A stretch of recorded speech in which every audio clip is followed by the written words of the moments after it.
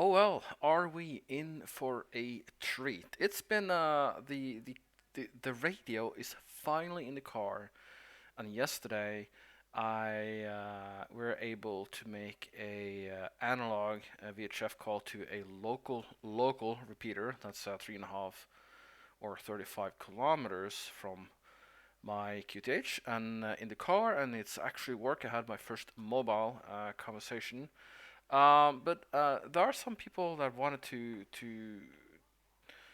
see what I did, so I have prepared a slide here. Hopefully, it will work with the timeline.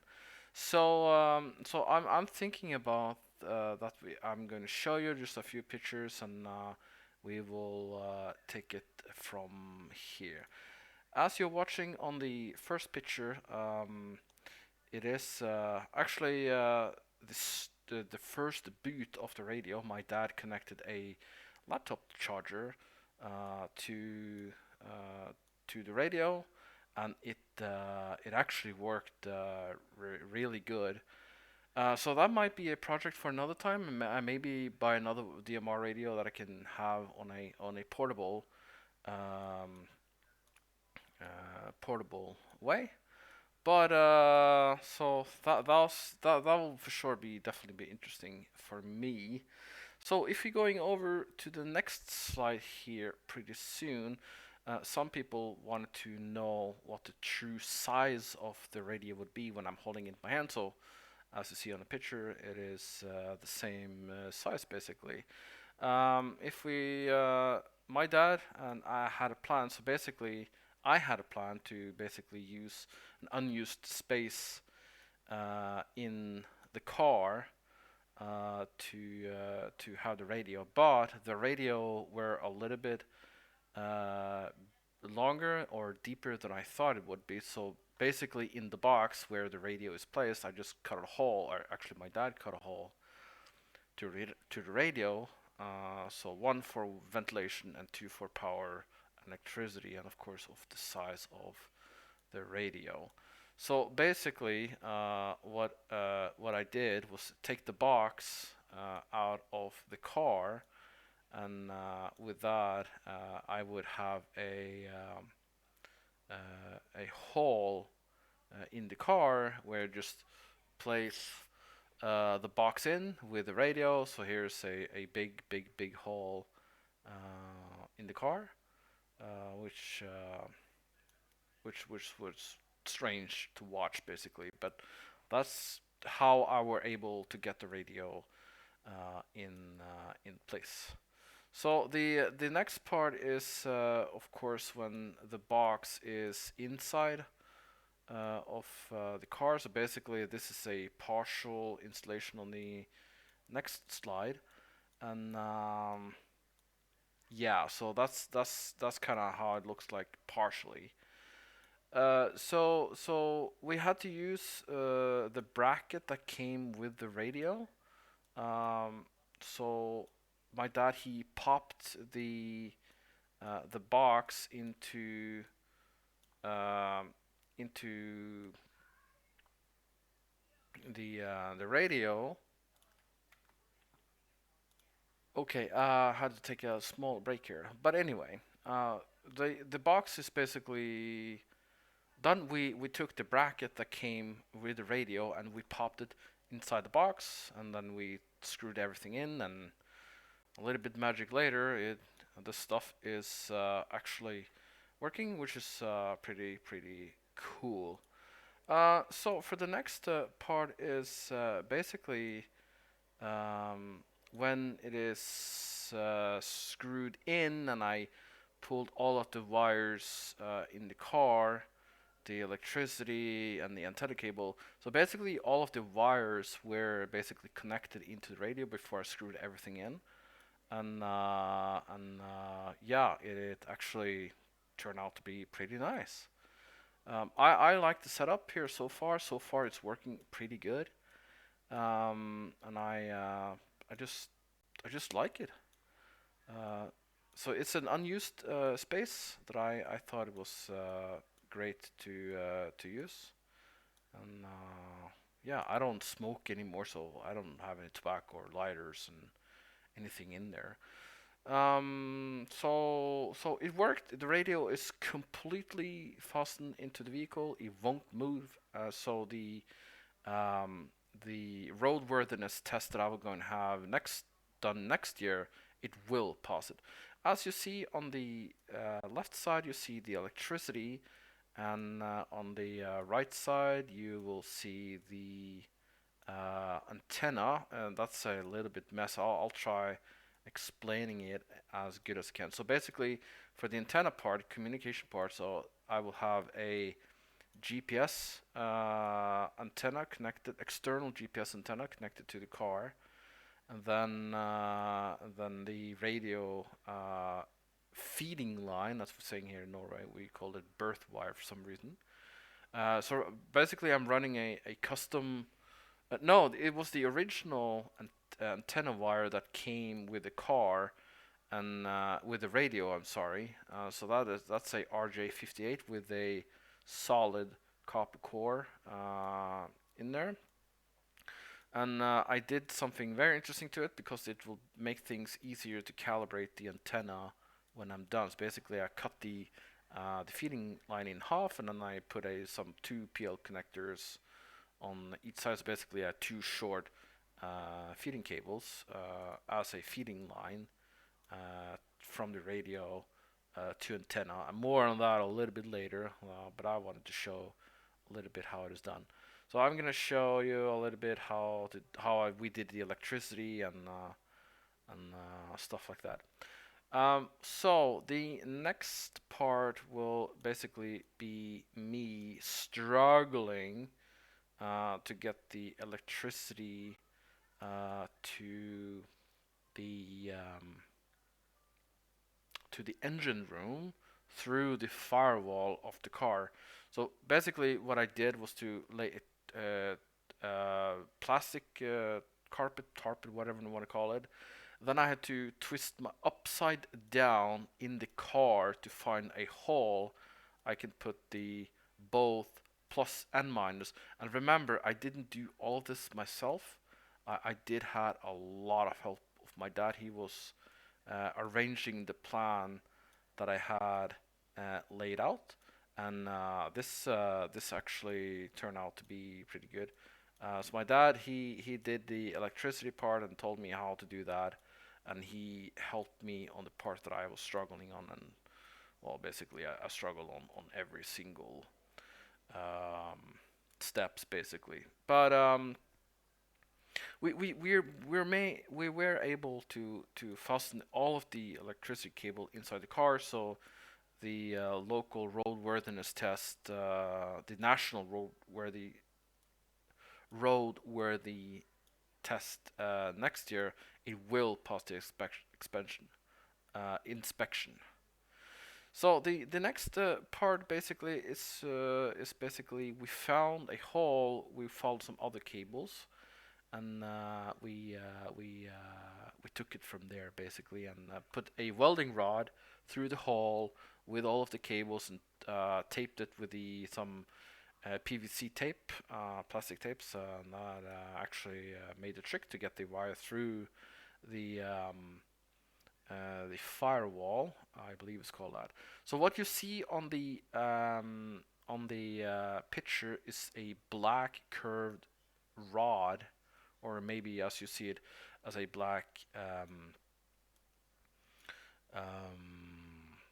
wire, but it's not a wire, it's actually the gas pedal. So I had to be very careful on how we were laying out the wires here, because you cannot have any wires or loose wire touch the gas pedal, because I was instantly fail the roadworthiness inspection next year. So what I did was basically to have a zip tie on the cable, so it will not, no wires will not and will not ever touch the gas pedal. So I'm absolutely positive sure that it will pass the test. Okay, so what next? Yeah, Uh, if we are moving over to the next slide here, I think you will see it here. Now, this is the picture from the engine room, basically from the other side of the firewall. I believe it's called the firewall. Um, so we had follow some wires. You see the black wire, see the red wire, and yes, it is actually working pretty good. I tried to take as many pictures as possible. My dad, he didn't want to be on any videos or pictures and stuff like that. So I had to sometimes take as many pictures as possible, but it was not easy to do.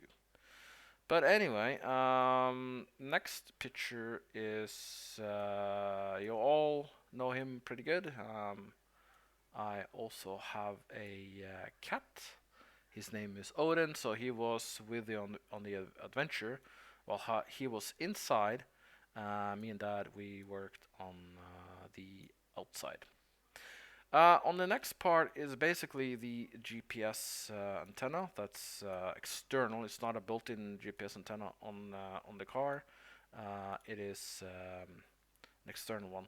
So the small tiny box on my hand here, that's the GPS antenna. So it will be placed on the window in the down right corner. So yeah. So all of the wires from sorry the feeding line wires to the antenna is actually going up on the side here, and then it goes over the passenger side behind the mirror, that little antenna box. I don't have good pictures of the antenna installation because my dad worked on that and he doesn't like to be on video. But we tried as good I tried as good as possible to take any pictures, but we couldn't do anything about it. So the next part is basically the feeding wire that I had to basically cut in half in order to get it to work. So as you see here, it's a little bit cable mess. So basically, we had two wires and one third that I do not know, and I had a fourth wire there for the DAB plus radio antenna. Because we are not running on regular FM radio here in Norway, we are running on a DAB plus or DAB plus or DUB, as we say here in the local language. So I had to zip ties three of the wires, and I had to cut the feeding line short, so it will basically be sliced in half. Then I took a couple of PL connectors, um, and used and soldered and crimped that on the two cables, feeding cables. Then I used something. My dad has one in the middle. I did. I was thinking about a lot of stuff, and mostly 95% of the stuff I were able to think about. But there were one part I didn't think about. That was the part in the middle. So basically, it splices them again. So the intention of doing it this way, as you see on the PL connector on the right side, is to place an SWR meter to measure the SWR basically. So I can do that without um, punishing myself to demolish half of the car in order to get back on the connector on the radio. So that's the idea. So yeah, there were some interesting stuff uh, to do, um, and I had to crimp the cable. I had to solder it on the middle. And a good advice from a lot of amateurs out there, including the one in Narvik, is to have everything ready on the cable so you don't miss anything. Because when you're soldering, you're done. You cannot reverse it unless you're cutting the wire. So I had to use the green shrinking thingy that you see on the picture. I had to make that plus the shrinking tube and have everything ready for it. Okay, so the next part is when everything is done. Uh, I, uh, I did learn a lot of stuff on this project. I have to admit, I kind of like those PL connectors. So here is the latest pictures, the last picture that I took of quite like literally everything, except for one video. Is when everything is done. I haven't fastened the cables thoroughly yet under the dashboard there, because I'm gonna use a SWR meter, and I think yeah, I think I've done a great job. I did test it yesterday on a VHF conversation, like a regular analog repeater conversation, and on turbo. So I believe I made a good enough grounding job on the feeding line. The feeding line isn't grounded itself, but it is grounded through the negative port on the battery basically. So it is that. But we didn't plan for everything. When we were done, my dad he was telling me, "Oh boy, we didn't check if the shield scrapers would touch the antenna." But we were actually very lucky with that. If we centered the antenna, that would be a whole different stories, and we wouldn't be able to do that, and I will be destroying a lot of glues in order to get it to work. So yeah. Oh, by the way, when it comes to the antenna placed on the windshield, I don't have any pictures of that. Only I have a small video. The first day we just placed the antenna on the shield in a cold temperature, and the day after the antenna was lying down on my scrapers, and I was kind of sad about that because I wanted to test out the antenna. So we had to use a heating gun to heat the glue up and heat the windshield up without cracking it, so it would work, and it does work. The glue is seriously strong on the antenna.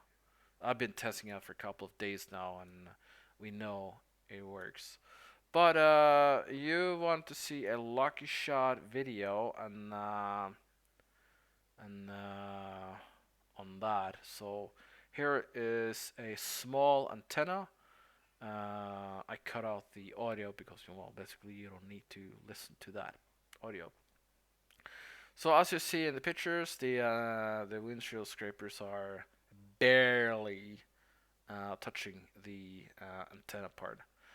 Okay, so I think I try to explain how it is done as good as possible. Basically, what I do is to record everything in OBS Studio, and I also finished the timeline in Kdenlive. So I'm playing the timeline in Kdenlive while actually doing visual and audio recording here. So I think it will turn out to be good.